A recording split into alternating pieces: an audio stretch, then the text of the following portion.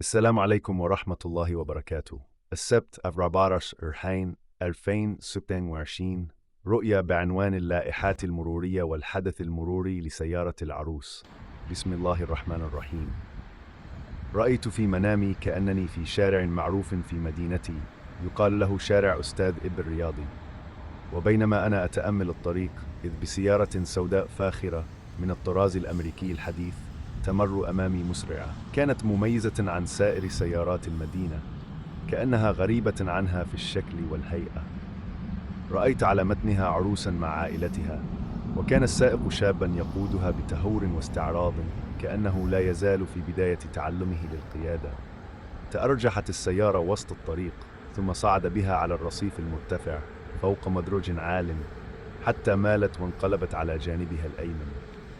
انفتحت الأبواب، وخرج الشاب وأخوه من مقدمة السيارة يتجادلان فيما بينهما عن سبب التهور وسوء القيادة، بينما كانت أصوات النساء من داخل السيارة ترتفع بخوف ودهشة، لكن لم يصب أحد بأذى، وكأن الحادث كان إنذاراً لا عقوبة.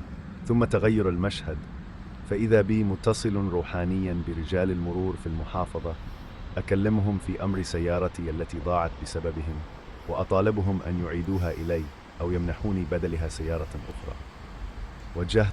ثم تغير المشهد، فإذا بي متصل روحانياً برجال المرور في المحافظة، أكلمهم في أمر سيارتي التي ضلت بسببهم، وأطالبهم أن يعيدوها إلي أو يمنحوني بدلها سيارة أخرى.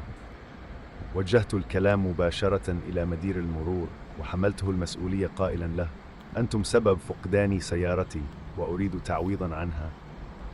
فقال لي بهدوء ووقار: أما أنا فمسؤوليتي أن أعطيك لوحات سيارتك فقط. وأشار بذلك إلى رقمها، كأنه يعني الهوية أو السجل الرسمي لها. ثم رأيت نفسي على سطح عمارة كأنها منزلي، أمسك بيدي مسدسا أصوبه نحو الشارع حيث كان رجال المرور، مهددا إياهم حتى يستجيبوا لطلبي. أطلقت رصاصتين في الهواء كأنهما إعلان للحق، لا عدوان ولا أذى. ثم سكن المشهد وسكن قلبي، وشعرت أن طلقتي قد سمعت في السماء. والله على ما رأيت شهيد.